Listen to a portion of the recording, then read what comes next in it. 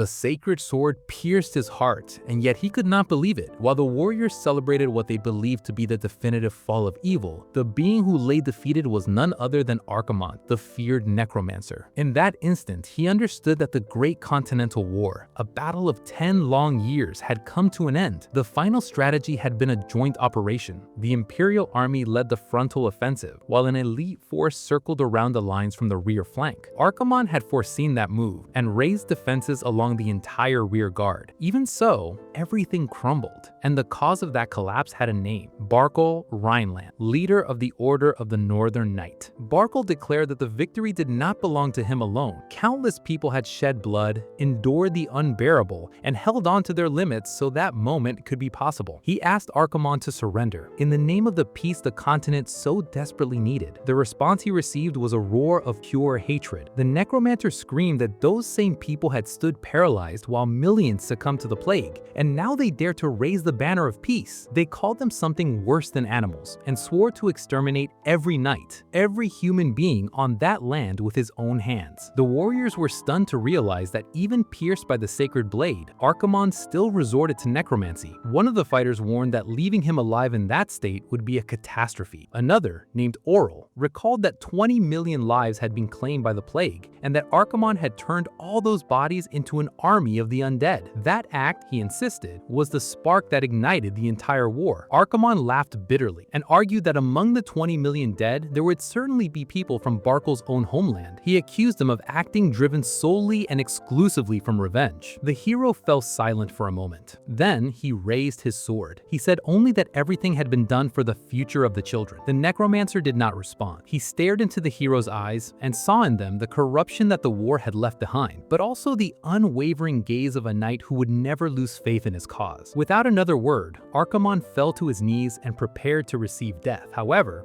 Barkol lowered the sacred sword and drew a common blade. He calmly asked if the enemy had any last words. Archimonde replied that necromancers do not die easily. In the next instance, his head rolled across the ground. The warriors burst into cries of victory, celebrating the end of Archimonde. The scene then changed completely. Two maids smiled with delight as they watched the wide-eyed baby try to move its lips for the first time. Archimonde had no idea where he was. One of the maids called him by a new name, Klein, and showed him the portrait of his mother, encouraging him to call her that. The baby opened its mouth. The maids grew excited, enchanted by the precocity of that tiny child. But then, instead of a common word, the child let out a cry, and it was Archimonde's necromancy enchantment, complete and precise, summoning an army of the undead. The maids turned pale with terror, unable to believe what they had just witnessed. 15 years passed. The same maids, now older, could barely take their eyes off the young man before them. They whispered amongst themselves, animated, that he seemed to have been sculpted by the gods themselves. Klein Rhineland had grown into an adolescent of extraordinary appearance. The maids wondered in astonishment how it was possible for someone to become so remarkable. Klein simply sighed. Without warning, someone poured water over his head and ordered the evil spirit to leave that body. The man responsible for the act, Father Garrison Vermin, claimed to have seen in Klein's eyes the same unsettling gleam of Archimonde, and that this had been enough to enchant several maids over the years. For him, the purification had arrived in time once again. Klein stared at him with irritation and asked if he had lost his mind, questioning whether the priest never tired of performing those absurd rituals over so many years. Garrison did not yield. He explained that Archimonde's soul resided within Klein's body, and that therefore, constant purification was absolutely necessary. Klein denied everything vehemently, but the priest simply sprinkled more holy water on him. Klein called him a lunatic and walked away briskly, repeating his own name as if he needed to convince himself of it. Garrison shouted after him, ordering two assistants to follow him and decreeing a naked purification bath as punishment for the insolence. Klein never imagined that life could take that form. In his previous existence, death was certain the moment the sword severed his head, but upon opening his eyes again, he found himself trapped in the body of a newborn. To make matters worse, his first words had been Archimonde's necromancy enchantment. Because of that slip, everyone around him began treating him as an incarnation of evil. At 3 years old, he was sent to a monastery and locked inside. That was where he met Garrison Vermin, who introduced himself as a priest of the Sacred Order. From that point on, the purifications began. Prayers chanted for 24 hours straight, baths with garlic, fire rituals, each method more extravagant and painful than the last, all carried out under the justification of expelling the demon. 5 years later, Klein was sitting on the floor with a small celebration hat on his head, but with an expression that had nothing festive about it. Beside him, the maid Achan prayed sincerely for the young lord to one day honor the glorious legacy of the Rhineland family. Those words only irritated him further. He pulled off the hat and threw it away. Achan was disheartened and murmured that she had made it by hand. Klein felt a pang of regret and went to retrieve it, but then Achan casually revealed that the hat had been made by Father Garrison. Klein froze. At that very moment,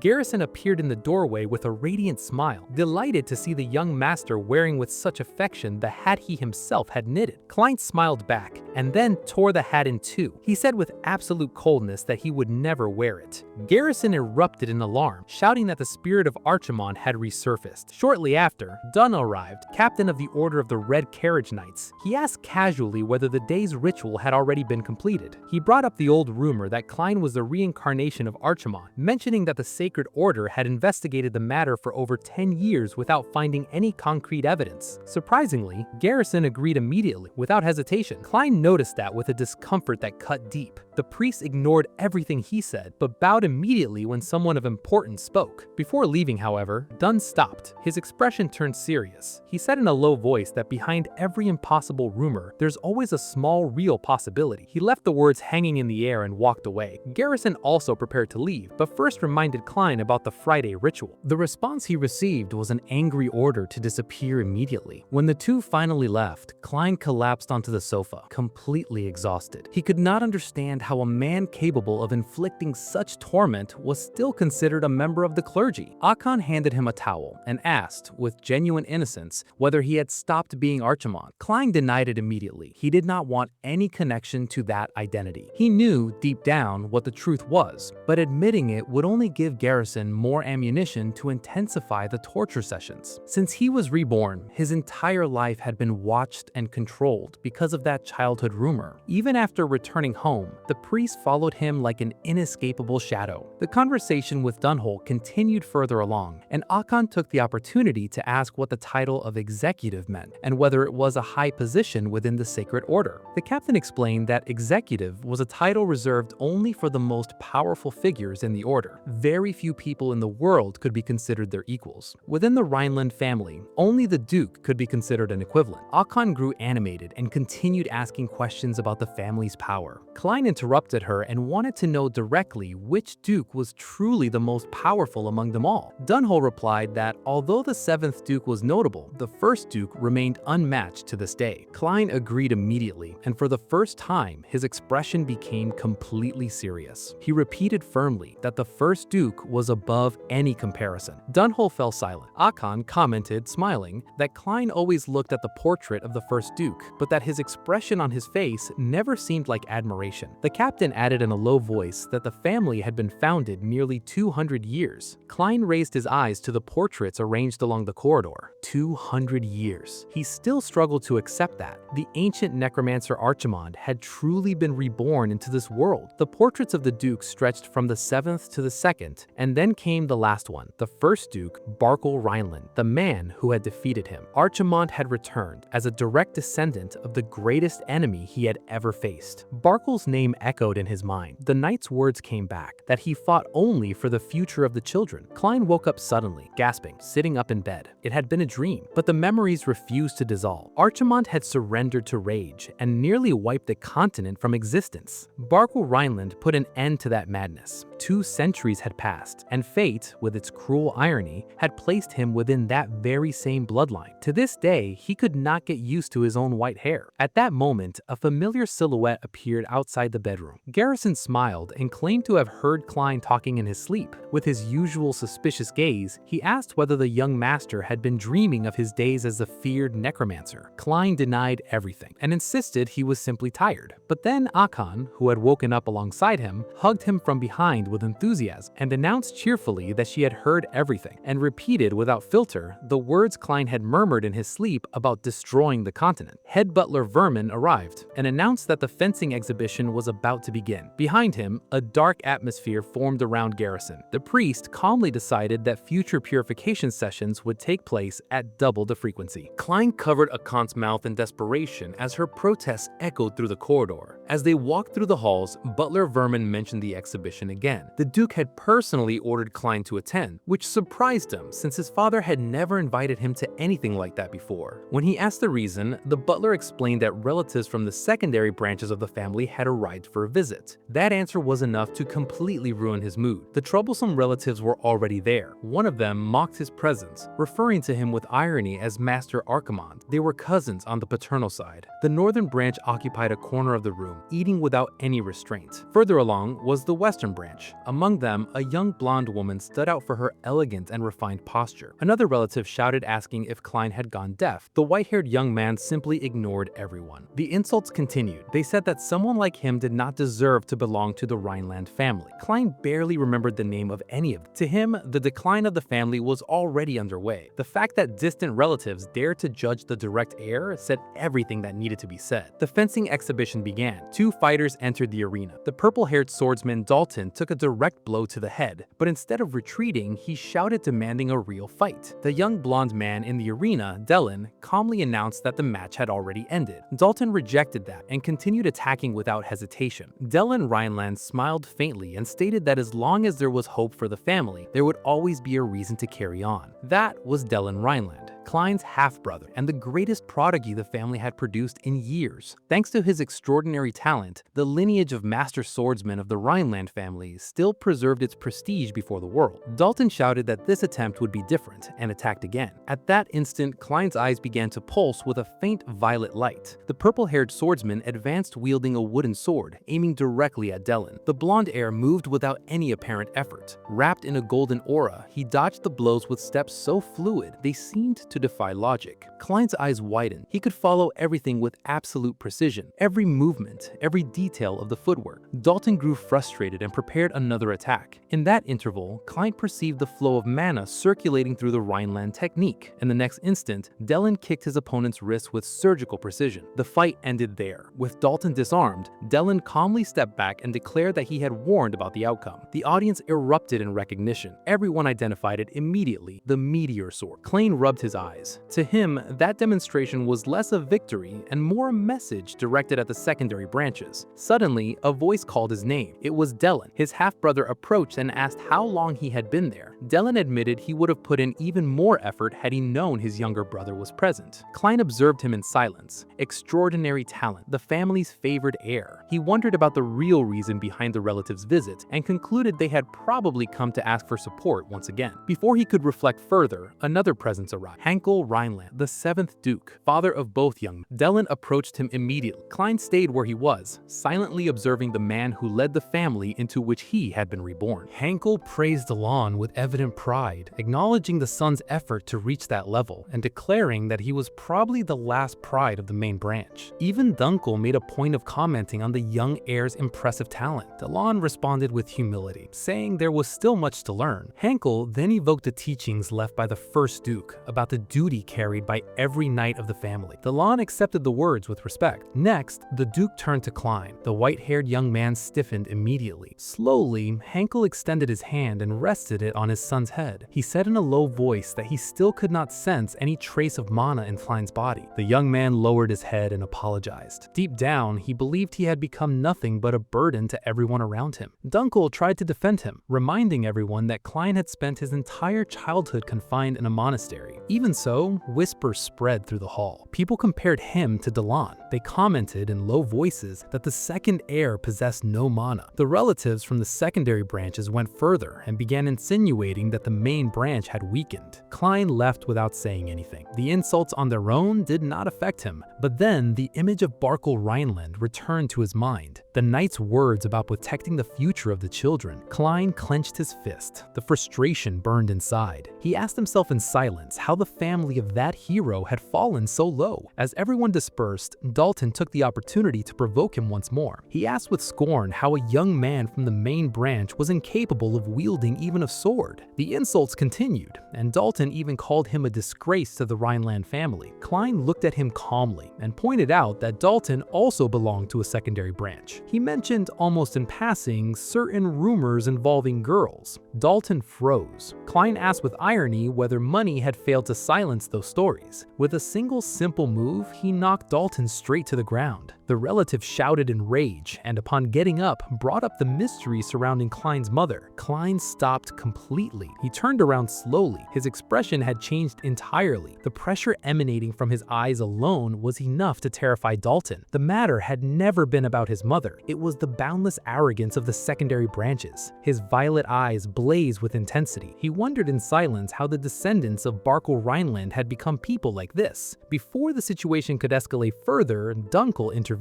The captain warned Dalton that disrespect toward the direct heir would not be tolerated. Dalton gritted his teeth, but could not defy the commander. Even as he left, he threw out one more taunt and called Klein a coward for hiding behind protection. Dunkel put his hand on the hilt of his sword, ready for the worst. Klein fell silent. Then, an idea took shape. He turned to Dunkel and asked to borrow a spare sword. Night had fallen. Inside a forest, Dunkel handed over the blade without asking for explanations. Klein accepted it and stood there mentally running through every detail of Delon's movements. Had the meteor sword truly been executed that way? He needed to be certain. Dunkel seemed uneasy. Without mana, becoming a knight should have been impossible for Klein. Executing the meteor sword would have been even more absurd. But Klein focused. Delon's footwork, the angle of the blade, the strike, the flow of mana, every detail remained engraved in his memory with crystal clarity. His eyes pulsed purple as he absorbed every fragment of that recollection. Suddenly, Dunkel sensed something strange around him. As he turned, he saw a dark aura enveloping Klein completely. He was left speechless. That should have been impossible. Then Klein shot forward. An explosion of purple energy spread violently. The attack shattered a nearby rock on impact. The young man's eyes blazed as he executed the technique with a precision that chilled the blood. Covered in that darkness, he seemed like a completely different person. Dunkel was lost for words. He could barely call out the young master's name. Klein smiled. Perhaps that power could truly be put to use. Elsewhere, a new ritual had begun.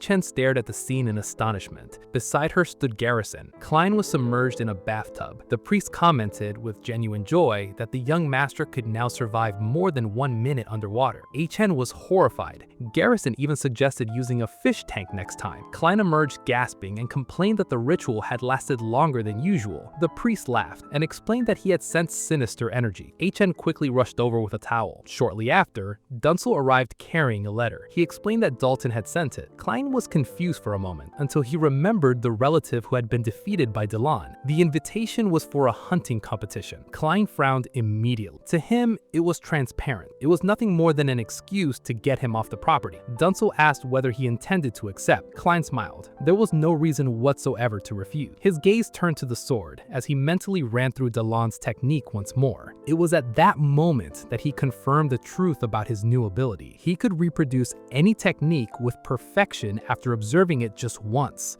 Dunkel could only stare at him in silence. After a long pause, he agreed to prepare the carriage. At that instant, Garrison announced that he would be joining the trip as well. Klein immediately seemed uncomfortable and wanted to know what exactly the priest was plotting this time. Garrison responded with an unusual seriousness. He said that he had been sensing a sinister energy since that morning. The carriage departed from the Rhineland estate. The wheels rattled endlessly along the rough forest path. Inside, Chen looked absolutely miserable. The constant movement left her completely dizzy. Klein explained that the forest roads were difficult for anyone traveling them for the first time. The rest of the journey passed in silence. Klein gazed at the landscape outside. Dense green forest stretched as far as the eye could see. His thoughts carried him 200 years into the past. In that era, that same land had been covered in nothing but snow and corpses. The place once filled with the dead had transformed into a world overflowing with life. He quietly acknowledged that all of it existed because of Barkle Rhineland. The carriage stopped. As he stepped down, Klein found himself facing an extravagant mansion, far more luxurious than expected for a simple hunting competition. That was the famous Cornwell family estate. For an event of that nature, the ostentation seemed completely disproportionate. A voice called to him. Dalton approached leading a pack of hunting dogs, proudly asking what Klein was staring at. He then boasted shamelessly that all that wealth had been built with resources extracted from the main branch. One of the dogs suddenly growled toward Klein. He understood what that meant immediately. He asked when the actual hunt would begin. Klein smiled. He extended his hand, asked Klein to pay attention, and released all the dogs at once.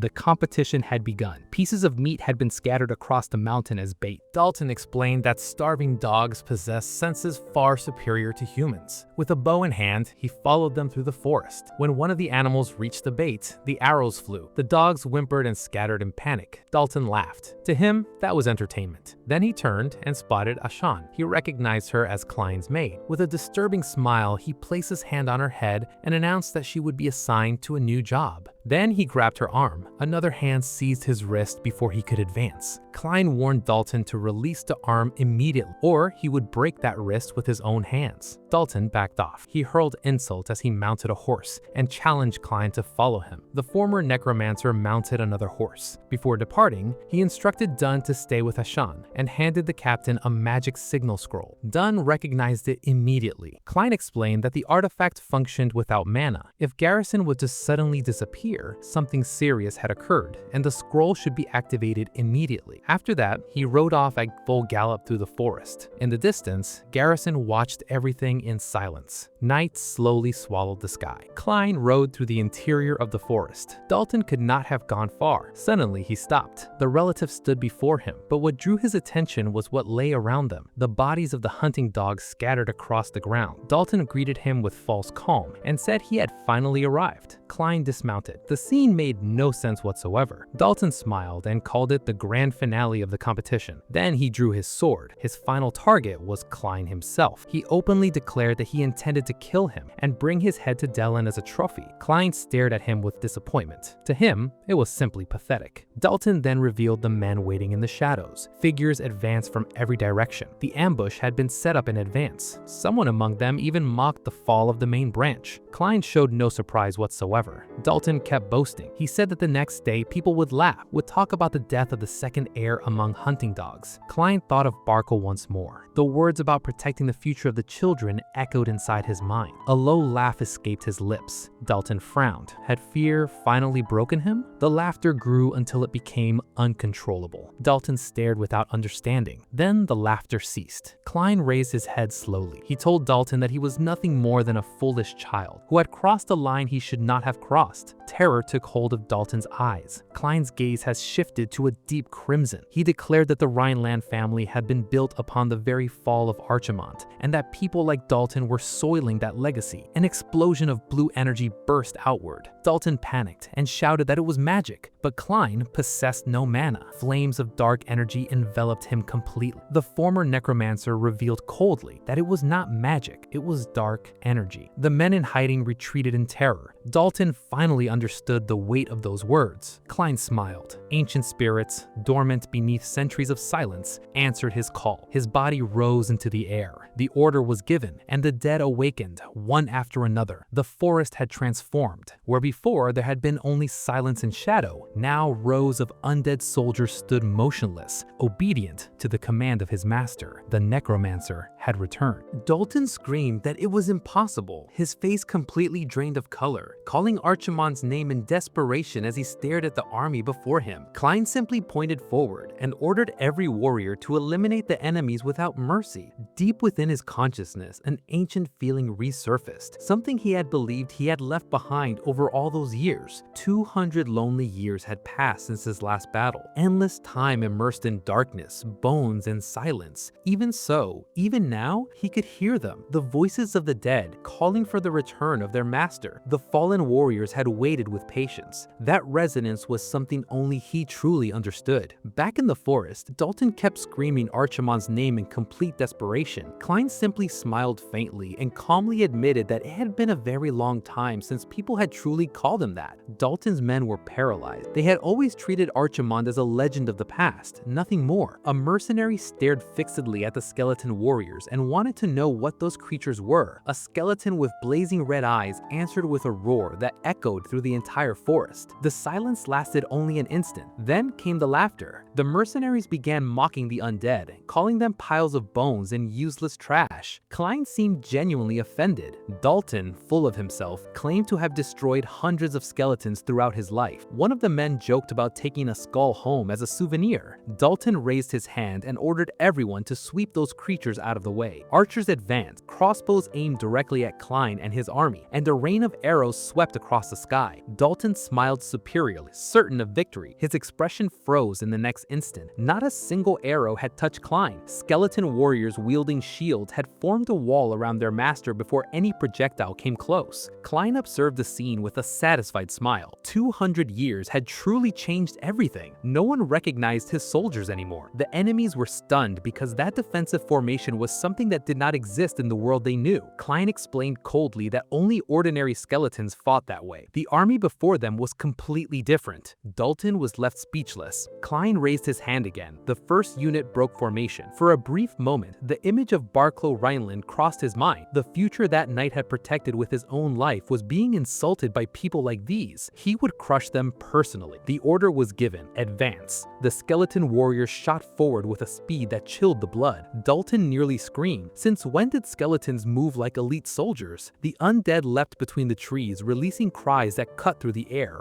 Dalton shouted for no one to panic, insisting they were ordinary skeletons. A second later, a mercenary was knocked down before he could react. Chaos took hold of the field. Dalton shouted for everyone to hold formation, but Klein already had another command in mind. Of movement appeared above. Skeleton archers emerged among the tree branches. The mercenaries looked up in horror. A second rain of arrows descended upon them. The men who tried to run were pierced before escape was possible. Bodies fell everywhere as screams echoed through the darkness. Amid the confusion, a skeleton advanced directly on Dalton. He screamed that none of it made sense. Those monsters had nothing in common with the skeletons he knew. He ordered everyone to abandon ranged combat and engage in close quarters. No one obeyed. Fear had won before any blade could fight. Suddenly, a skeleton seized him from behind and delivered a sword blow. The creature's head flew off. Dalton laughed. He knew what to do. Destroying the head was the weak point. Then the decapitated body kicked him hard and sent him flying. He landed on the ground in complete confusion. Klein smiled and reminded him once again that those were not ordinary skeletons. With complete calm, the undead picked up its own head from the ground and placed it back where it belonged. Klein revealed coldly the reason he had conquered the continent in his previous life. Dalton stared in terror as the creature restored itself before his very eyes. The skeleton roared again as Klein explained that spirits imbued with dark energy did not fall easily. A mercenary completely lost control. Those monsters simply would not stop, regardless of what was done to them. Klein observed the battlefield in silence. 11 soldiers, that was his limit for now. The young body still restricted him too much. Even so, it was more than enough. He advanced with a calm smile and asked whether there was still anyone with the will to continue. Far from there, soft laughter echoed beside an ornate fountain in the illuminated gardens of the mansion, beneath a tranquil night sky. Father Garrison was seated beside a Chan, telling stories of the years Klein had spent living in isolation inside the monastery. The young maid listened with eyes shining with curiosity, imagining each absurd scene recounted by the priest with his animated expression. Garrison noticed how genuinely she seemed to care about Klein. A Chan confirmed with enthusiasm, her cheeks full of snacks as she proudly listed everything admirable about her master. Meanwhile, in the forest, Klein calmly ordered the enemies to stop screaming during the slaughter. Skeleton warriors cut down the mercenaries without hesitation. A Chan cheerfully mentioned how Klein always shared cookies with her, while another body collapsed in the background of the battlefield. To her, he was simply the kindest person in the world. In the forest, however, Klein's face remained cold as stone. Blood and dust covered the aftermath of the combat, as yet another enemy succumbed to the blades of darkness. Dalton watched in horror as his men collapsed one after another. He tried desperately to defend himself, until he froze upon seeing a damaged skeleton slowly regenerating before his very eyes. He cursed the creatures in anger. If they would not stop healing, the solution was obvious: kill the summoner. Crossing the devastated field and ignoring the bodies around him, Dalton shouted Klein's name and leapt forward with his sword raised, declaring that it would all end there. there, since the summons would disappear once the master fell. The blade came down. Klein did not move. His eyes blazed purple. He saw everything: the angle, the speed, the exact moment. Dark energy flowed around his body as he tightened the grip on the hilt. The image of Delane Rhineland surfaced. With absolute perfection, Klein copied every detail of that movement. Dalton's expression shattered. The Rhineland family technique, the meteor sword. The strike cut through the air with devastating precision. Dalton felt the impact and staggered back, unable to comprehend how someone without mana had become so dangerous. Klein looked down at him with cold eyes and said in a low voice that the true punishment had only just begun. Dalton's heavy breathing echoed through the dark forest. Klein looked at the defeated cousin and admitted that summons indeed lose their strength when the master died. Archimarn himself had fallen to that weakness centuries ago. Blue energy concentrated around his hand. He reflected on fates with a silent irony. The lineage of his greatest enemy had protected him. The power of Barklow Rhineland's descendants had strengthened him. After his rebirth, Klein had finally accepted that reality. Now that he belonged to that family, he could no longer close his eyes to the corruption consuming it from within. Dalton understood nothing of those words. In the next moment, the darkness engulfed him. His body collapsed. Klein looked down in silence and murmured to Barkley to wait. He promised to rebuild with his own hands the house that had been destroyed from within. Dalton opened his eyes suddenly. Absolute darkness all around. Iron chains bound his arms and legs to a strange punishment chair. Panic took hold immediately. A shadow advanced toward him. The figure announced that the traitor had finally awakened and introduced that place as the world of the fallen, created by the great Archimonde. Dalton stared in terror. Was it the afterlife? Klein began listing every cruelty Dalton had committed. The animals tormented for amusement. The abuse disguised as entertainment. The smile he wore while doing all of it. Dalton screamed for silence and demanded to be released, even throwing out threats, until the memory came rushing back all at once. Klein's blade, the final blow. He looked at his own body. No wounds. Klein explained that Dalton had already fallen. What remained now was only the judgment. Dalton crumbled. Fear consumed him completely. Klein told him to listen carefully. The sounds drawing near were the vengeance of every animal he had mistreated, and they were all starving. Dalton screamed. The pain swallowed him, and finally, deep within that darkness, he understood that the abyss had been built by himself, brick by brick, with every act of cruelty he had ever committed. Back in reality, his defeated body lay motionless among the roots of the forest. Klein stood still in silence as the wind moved the treetops. He sheathed the sword and prepared to leave before anyone arrived. Around him, the skeleton soldiers slowly dissolved into the darkness. Klein quietly thanked the fallen spirit that had answered his call. Alone once more, he contemplated the destroyed battlefield and fell silent. 200 years of darkness. What purpose awaited the necromancer after 2 centuries of silence? A voice suddenly emerged from the darkness. The stranger commented with apparent surprise that he had not expected to find forbidden arts being used in a place like that. Klein turned immediately toward the stranger and demanded to know who the intruder was and how much he had witnessed. The hooded figure responded coldly that explanations would be useless, since Klein would never understand anyway. Green light gathered around the stranger's hand. Body after body rose slowly from the ground all around them. The instant Klein identified the technique, he recognized it without hesitation. They were resurrection arts for control of the dead. The conclusion was immediate. The man before him was another necromancer. The stranger admitted that Dalton had failed, but stated that the corpses still held considerable value for future plans. Meanwhile, back at the mansion, Auchen was enthusiastically trying to convince Donald to listen to funny stories about Klein. The commander barely reacted. His eyes remained fixed on the magic signal scroll. Something was not right. 3 hours had already passed, and a growing sense of unease would not leave him. Donald decided to move, but several guards immediately blocked his path. They insisted that abandoning his position would cause problems, since the competition had not yet ended. Donald narrowed his eyes and identified the Cornwall crest on their uniforms.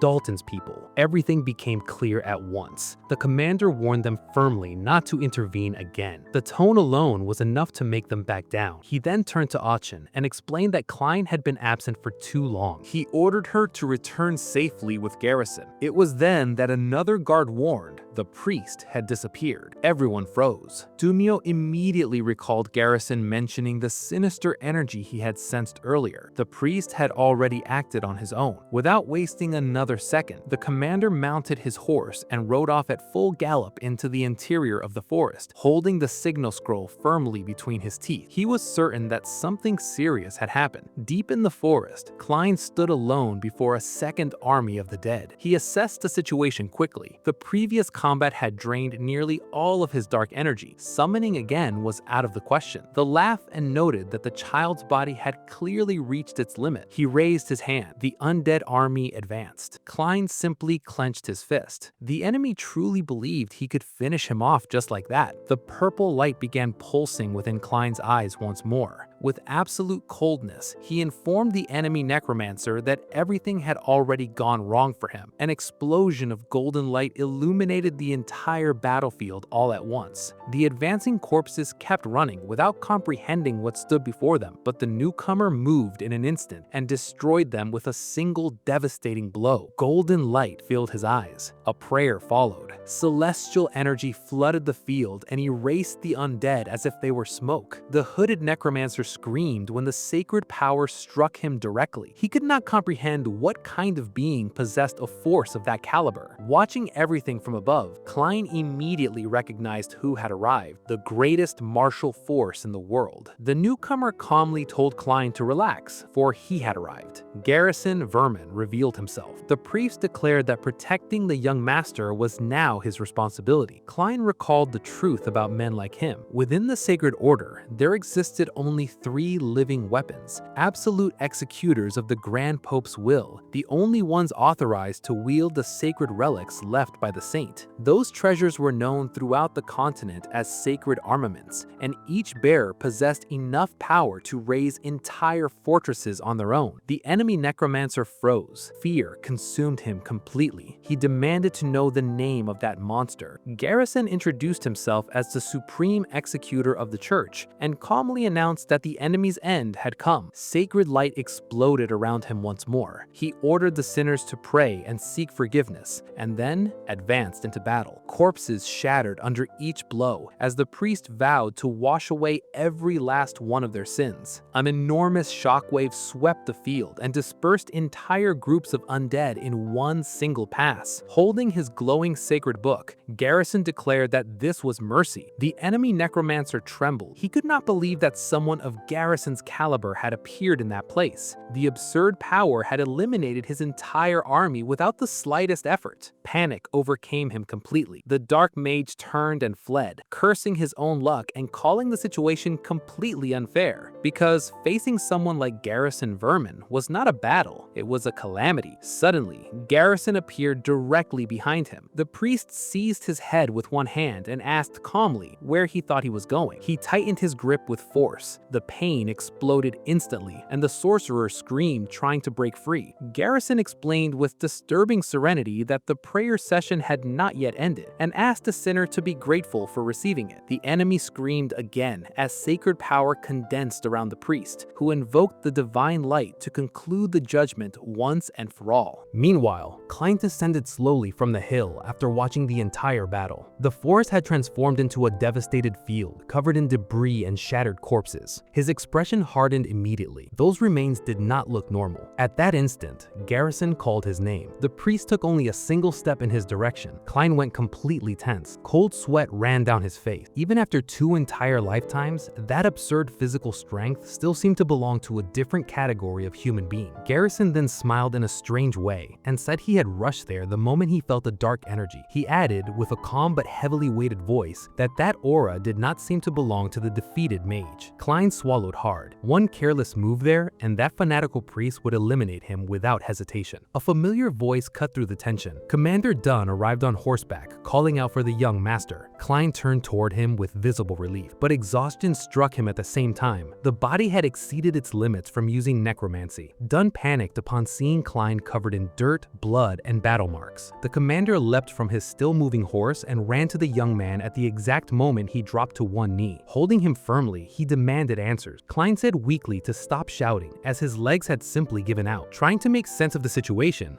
Dunn asked where Dalton should be. Klein responded calmly and admitted to having knocked down his own cousin, justifying that Dalton had attacked first and tried to kill him without hesitation. The next scene took place in an audience hall. An older nobleman slammed his hand in anger and wanted to know if everyone truly believed his son had attempted murder. The count insisted that Dalton was a knight and accused everyone of trying to destroy the honor of his family. A blonde nobleman stood up and suggested they focus on the true culprit. Official documents were presented, revealing that Klein had never altered his testimony during the interrogation. To make matters worse, the records showed that nearly 20 mercenaries had been dispatched on the same day. The count went pale immediately. Internally, he cursed his subordinates for having left evidence behind. Even so, he tried to resist, arguing that Klein had never touched the sword in his life and that defeating trained fighters should have been impossible. The nobles began murmuring among themselves, since someone without mana overcoming so many armed enemies sounded completely absurd. Realizing that the direct attack had failed, the count changed strategy. He turned to Klein and brought up the old childhood rumors, the stories about dark entities, mocking the idea that the young master could be some reborn monster. Before he could continue, someone demanded respect for the main branch. The furious count completely lost control and accused Klein of hiring assassins. Silence fell over the hall. A voice echoed from the top of the staircase. Klein descended the steps slowly and said he had heard enough nonsense. He explained coldly that Dalton had attacked first and that everything that followed was legitimate self-defense. He also revealed the appearance of a mysterious enemy who had resurrected the dead,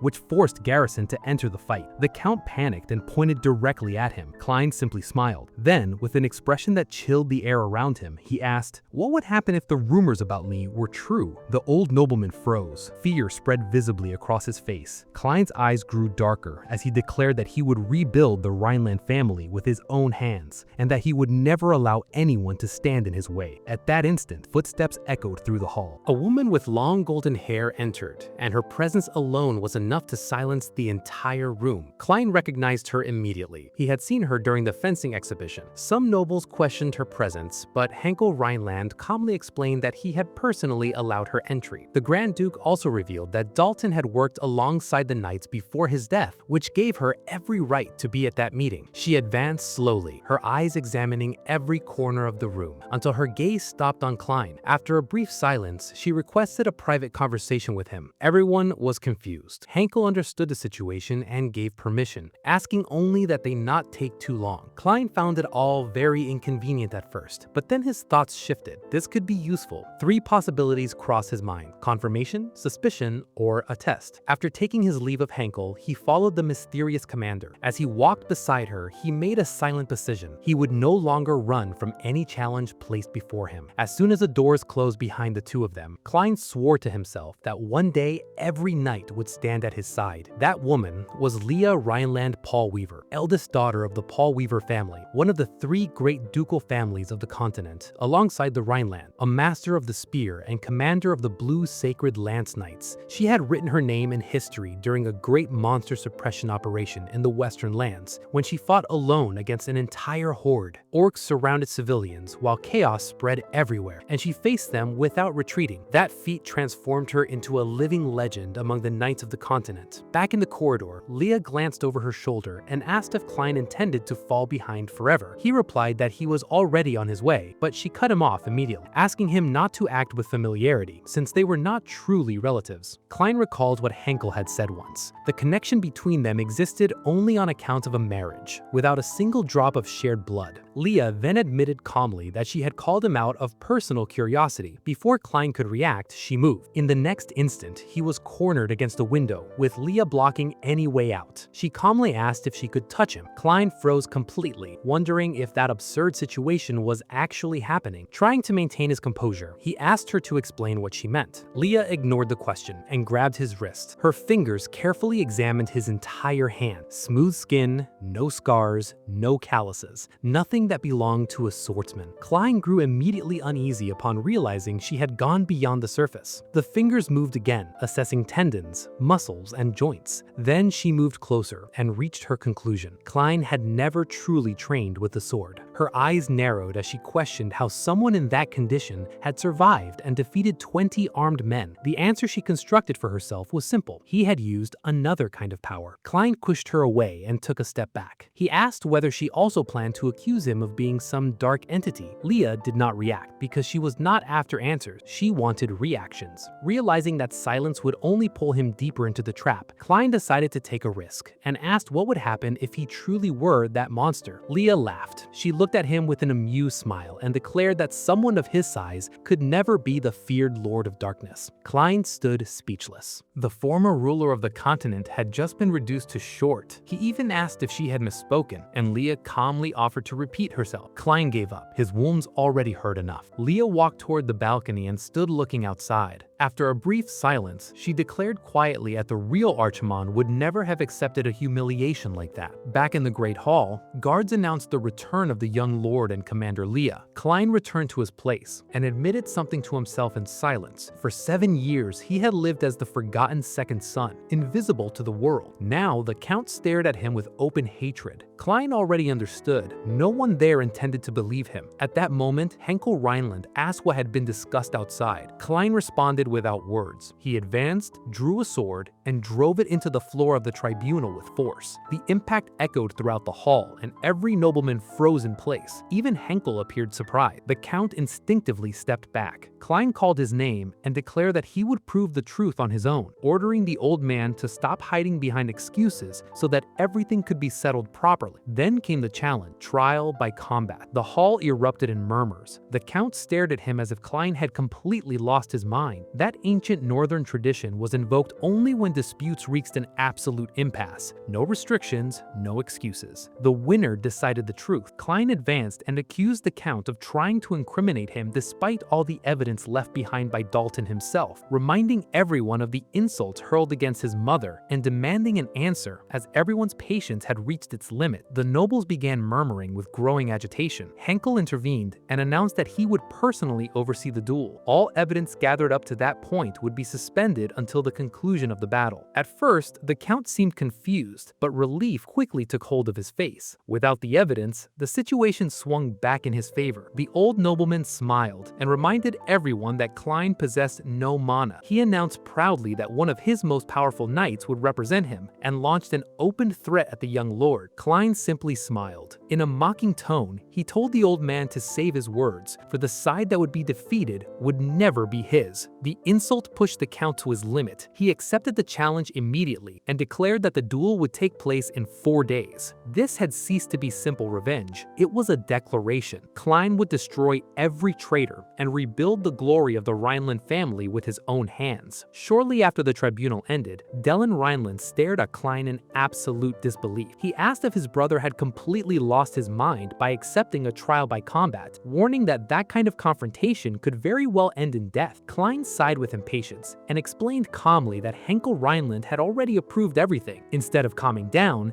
Dellen grew even more frustrated and immediately offered to fight in his brother's place as a representative of the main branch. Klein refused without hesitation. He reminded Dellen that the Rhineland family still governed the north because of 2 pillars, the Grand Duke and the extraordinary genius standing before him. Risking the family's true talent in a duel like that made no sense whatsoever. If Dellen entered the fight and something happened, the traitors would have the perfect legal justification to eliminate the future heir. With a completely serious expression, Klein admitted that he understood his brother's frustration, but that fight was something he needed to face alone. He sat down with his arms crossed and declared that he had not the slightest intention of backing down. Dellen fell suddenly silent. His thoughts drifted back years into the past. The memory carried him to a cradle where a newborn rested peacefully under a soft light. Looking at that tiny hand, Dellen had once believed he was seeing an angel for the first time. The blonde warrior admitted to himself that he had never cared about the fact that they were only half-brothers. He had waited 7 long years for Klein's return. Suddenly, he grabbed his brother by the collar with emotion written clearly across his entire face. Klein stayed quiet. Then, he realized what was happening. The former Lord of Darkness was completely at a loss. He wondered in silence why Dellen had suddenly started crying. Before the conversation could continue, one of the Rhineland guards opened the tribunal doors and called for the young lord. The soldier apologized for the interruption and brought new information. Count Cornwell had already selected his representative for the duel. duel. Dillon stepped forward immediately and demanded the opponent's name. The answer came quickly: Randall. The guard's expression grew heavy as he explained that it was a former knight who had been excommunicated long ago, a name that remained infamous for countless brutal battles, with a terrifying reputation spread throughout the entire north. The scene shifted to an isolated tavern. A stuffed lion's head hung on the wall, while dark red liquor was poured into a nearby glass. The guard continued. Randall had lost his knighthood for a single reason: his obsession with killing. The next scene revealed complete destruction. Sitting in the middle of that chaos was an enormous man. Randall lifted an entire barrel and emptied it into his mouth in a completely savage manner, murmuring that it had been a long time since he last heard the desperate screams of a young boy. The following day,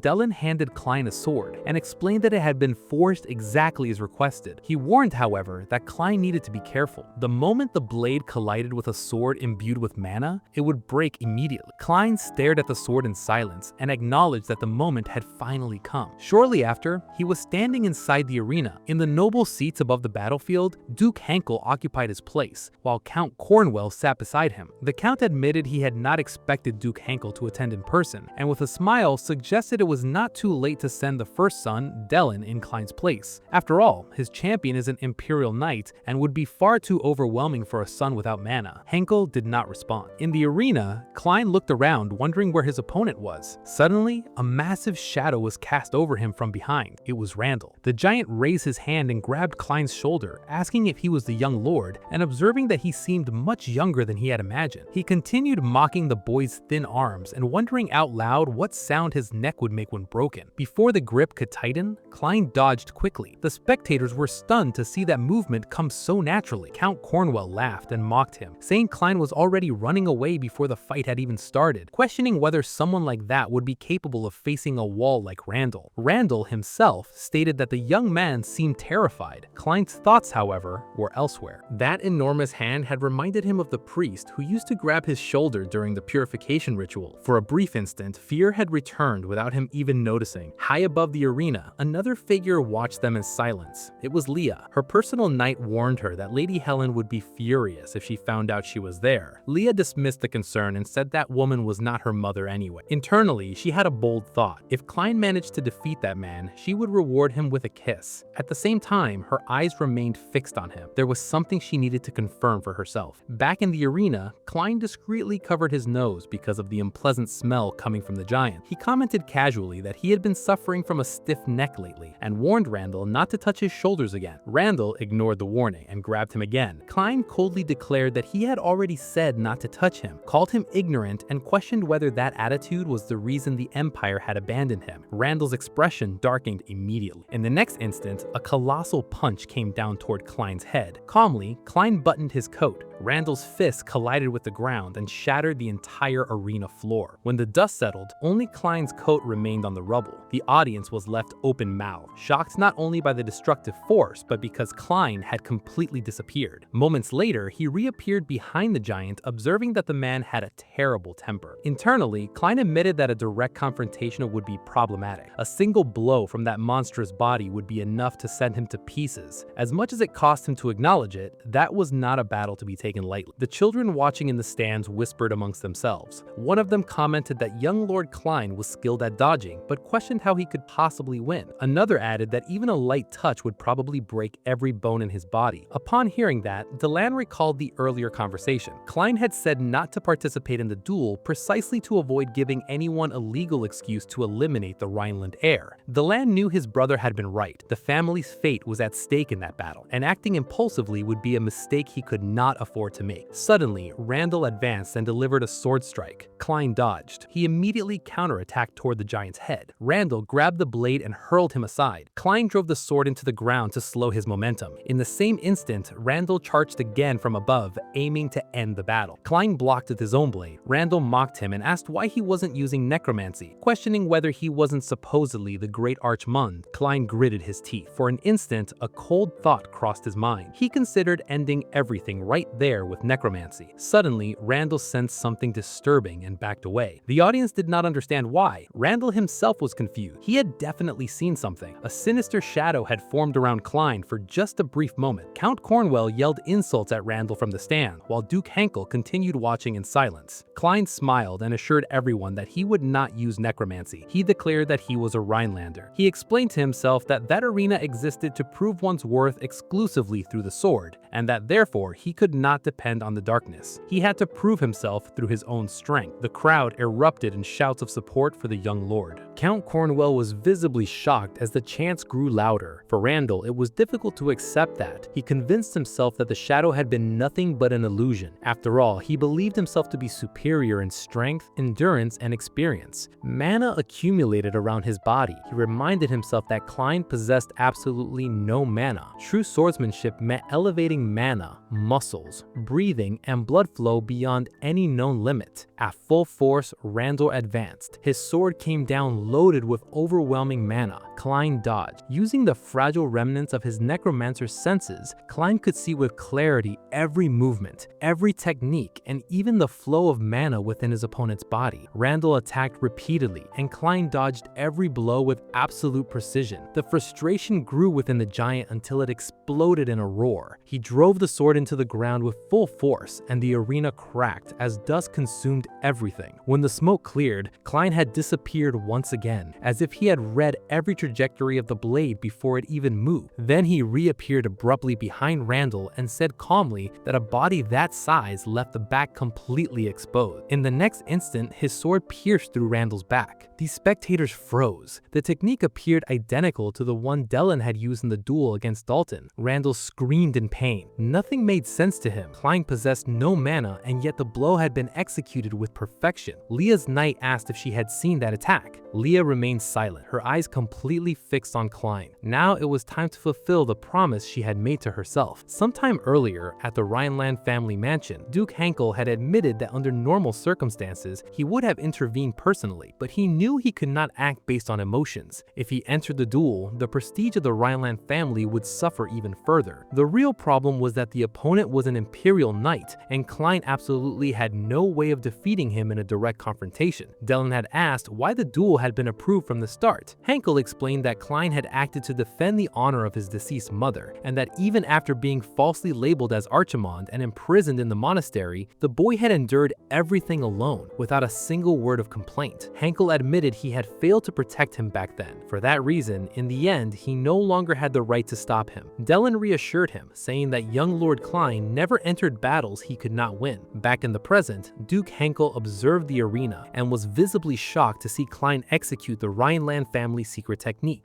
The Rhineland northern swordsmanship had been forced in the frozen and brutal lands of the north, with a focus on reducing mana consumption to the absolute minimum, prioritizing endurance and efficiency above all else. Imperial swordsmanship, on the other hand, was pure domination, an overwhelming explosion of mana released all at once. Rhineland swordsmanship was different from both. It focused on striking the opening points with the smallest possible amount of mana. That was its true essence. Klein continued, explaining that that was a supreme style that extracted maximum efficiency from minimum mana, and that it was precisely for that reason that even someone without mana like him could still wield it. He acknowledged that he lacked the brute force of a conventional warrior, but that was more than enough to bring down a giant like Randall. Randall gritted his teeth. Mana exploded throughout his entire body as veins and muscles swelled in an unnatural manner. The entire crowd fell silent in collective shock. A sinister smile spread across Count Cornwell's face. He recognized the technique immediately. It was the Rhineland secret art, a mana explosion capable of instantly restricting the opponent's movements. Randall roared that he would be the victor and advance with everything he had. Deland called his younger brother's name. Klein raised his sword to defend himself. In that instant, Dunn's warning words echoed in his mind. The blade would break the moment it collided with a sword imbued with mana. Exactly as predicted, the weapon shattered. Randall smiled, convinced that victory was in his hands. But Klein had already planned every detail. Using the remaining fragment of the broken blade, he entered close range and struck downward with absolute precision. In the next instant, Randall Randall's severed hand fell onto the arena floor. Duke Hankel immediately ordered everyone to stop. The duel had ended. The audience stared at the battlefield in complete disbelief. Even Dunn could barely process what he had witnessed. As Klein had explained, Rhineland's swordsmanship could be executed with minimal mana, but that level of mastery normally demanded years of accumulated experience. Even so, the young lord had executed every movement with absolute perfection, from the footwork to the blade's trajectory. Furthermore, he had intentionally allowed the sword to break in order to attack at close range. Analyzed from any angle, that had been a flawless victory. Meanwhile, Randall screamed on the ground, pressing his injured arm. Healers rushed toward him and began casting healing magic. Immediately, Klein asked that the hand could be reattached. They refused, explaining that basic healing magic would not be sufficient for that. A prosthetic would have to be prepared. Klein reflected in silence that 200 years had passed and healing magic had barely evolved. Shortly after, Duke Hankel descended to the arena and called for him. Asking why Klein showed no trembling after everything he had faced, Klein panicked internally. He reminded himself that he was no longer Archimonde. He should at least pretend to be shaken. Before he could react, Count Cornwell burst forward, unable to accept that Randall had lost. He shouted that a fortune had been spent to hire that knight. Hankel reminded him of the established agreement. With the duel concluded, Cornwell was obligated to confess his wrongdoings and fulfill the victor's demand. He declared that he had done wrong. He admitted that both he and his son had attempted to harm young Lord Klein, and that he had insulted Grand Duchess Claire Leylis. The crowd could not believe what they were witnessing. One of the pillars of the secondary families had bowed and confessed publicly. What Klein had used was the voice of the dead, a soul disruption technique exclusive to necromancers, capable of installing an overwhelming terror in the living by invoking the presence of the dead and whispering it directly into the victim's ear. It was no surprise that Cornwell had completely lost his sanity. Klein slowly raised a fragment of the broken sword towards the sky and asked for everyone's attention. He declared himself the challenger of the trial by combat and its rightful victor. He announced himself as the son of Grand Duchess Claire Lyles and second son of the most powerful knight of the north, Duke Hank Rhineland. Before all those present, he pronounced his name publicly for the first time, Klein Rhineland. The scene then shifted to the interior of a church.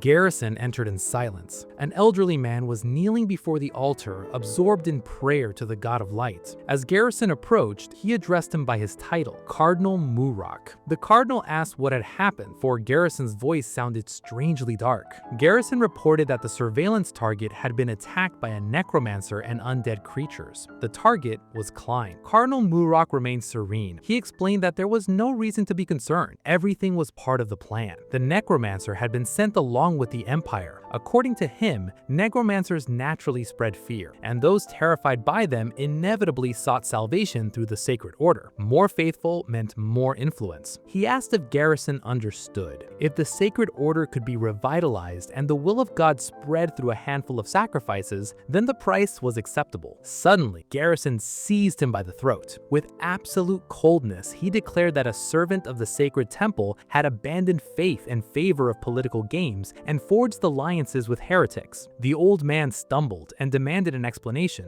Garrison tightened his grip. In the next instant, the cardinal's head exploded. At that moment, another figure entered the room. The newcomer calmly asked whether Garrison felt better and observed that he had eliminated more clergy than many necromancers had ever done throughout an entire existence. It was Archbishop Palma. He added that the Sacred Order really ought to find out what kind of darkness Garrison kept hidden within himself. Garrison fell silent before asking if the entire incident had been his doing. Palma denied it immediately, saying he had merely brought information about the surveillance target. Suddenly, Garrison attacked. Before the blow could land, Palma disappeared and reappeared behind him. He explained that necromancy always leaves traces. In his hand was a cross. It had belonged to the previously eliminated necromancer and still carried remnants of magic. One of the traces belonged to the soul return arts, the technique used to resurrect corpses, something the Empire was actively researching. The second trace was different. It resembled the original form of necromancy, the one that manipulated souls rather than bodies. Garrison asked what that meant. Palma asked him to listen carefully. there had been 2 necromancers present that night, and then revealed the truth. The surveillance target, the second son of the Rhineland family, Klein Rhineland, was himself a necromancer. These words struck Garrison with force. For the first time, even he had genuine difficulty accepting the possibility that Klein could truly be a necromancer. The scene shifted to the interior of a mine. An elderly worker handled mana stones focused on his craft, unaware of the presence stealthily approaching from behind. By the time he finally sensed it, it was already too late. A creature leapt upon him. Back at Rhineland's estate, Klein's maid was celebrating with great enthusiasm. She had finished crafting a doll modeled with the young lord's face and held it up proudly, announcing that the resemblance was perfect. Meanwhile, Klein was sitting calmly nearby, apparently reading a book. A week had passed since the trial by combat. He had defeated Randall with Rhineland swordsmanship, extracted Count Cornwell's confession through the voice of the dead, and publicly declared his existence before all the secondary families. Klein had expected people to finally acknowledge him. Unfortunately, reality was otherwise. That 15-year-old body simply could not keep up with everything his mind demanded. Seeing the maid still playing with the doll, Klein told her to go back to her room and sleep since she had finished. She puffed out her cheeks, complaining that young Lord Klein was always in a bad mood and only played by himself. He asked what she meant, since he was obviously reading. She retorted that it was just a novel, so reading was also a form of play. Appearances, however, were deceiving. The cover looked like an ordinary novel, but inside were pages filled with anatomy sketches, magic circuits, spell structures, and necromancy theories, his personal research notes. At the moment, Klein could summon at most 11 skeletons. Control was stable, but the numbers were still insufficient for a prolonged war. More research was necessary. The greatest obstacle remained Garrison. That priest seemed completely willing to exterminate even the smallest possibility of a necromancer's existence, and was already suspicious. Klein needed to recover more of his original strength before the priest came looking for him again. The next scene showed Duke Henkel receiving a report. There had been sightings near the mines. Witnesses claimed that undead creatures were appearing in the area. Klein volunteered immediately. He knew that real combat was the best form of research. His father warned him about reports of casualties and asked if he would truly be alright. Klein assured him there would be no problem. Internally, he felt a quiet relief. After the duel, even Henkel had begun to acknowledge him differently. If the enemies were undead, they were probably connected to the creatures that had attacked him before. However, things did not go as expected. By direct orders from Duke Henkel,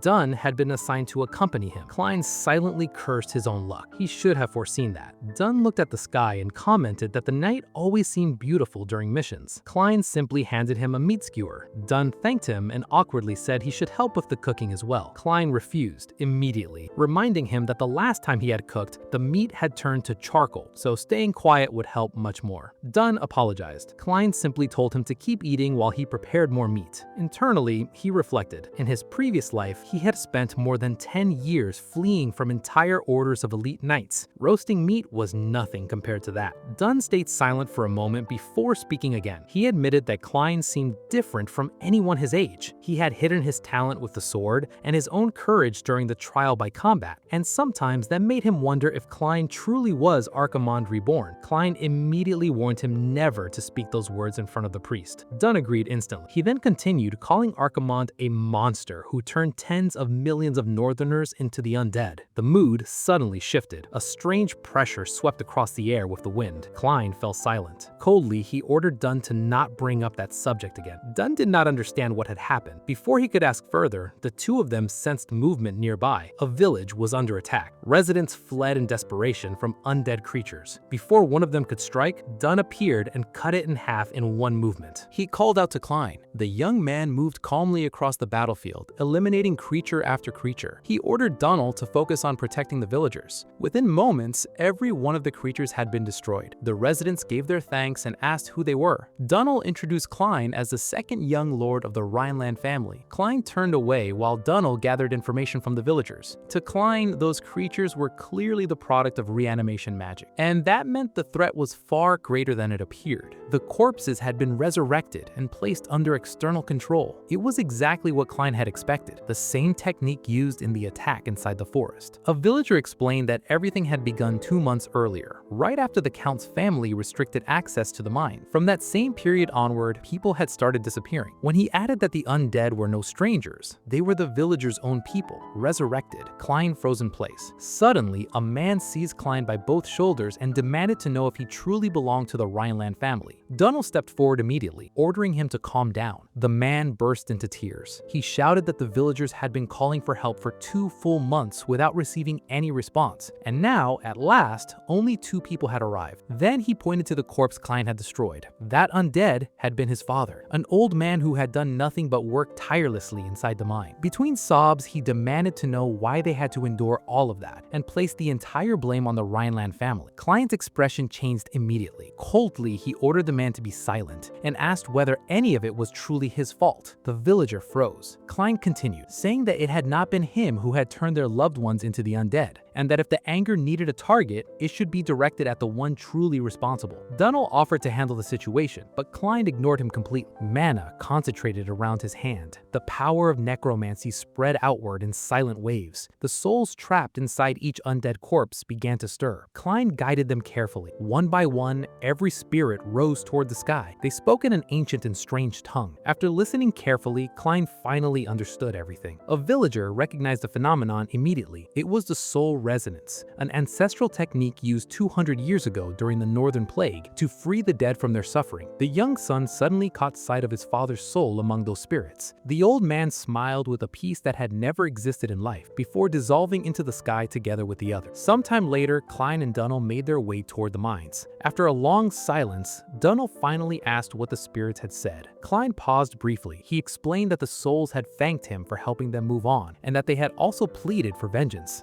Dunnell didn't seem convinced. His mind went back to the earlier conversation, to the moment when he had wondered aloud whether Klein might be Archimonde reborn, and Klein had ordered him never to bring that subject up again. Suddenly, Dunnell drew his sword. The blade positioned itself directly against Klein's throat. With an absolutely serious expression, he demanded to know his true identity.